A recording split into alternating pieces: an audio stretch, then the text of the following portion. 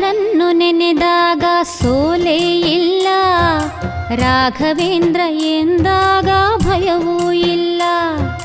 ರಾಯರನ್ನು ನೆನೆದಾಗ ಸೋಲೇ ಇಲ್ಲ, ರಾಘವೇಂದ್ರ ಎಂದಾಗ ಭಯವೂ ಇಲ್ಲ.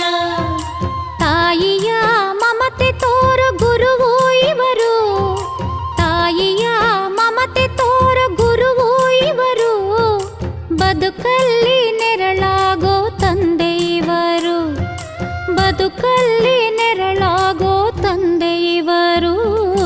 ರಾಯರನ್ನು ನೆನೆದಾಗ ಸೋಲೇ ಇಲ್ಲ,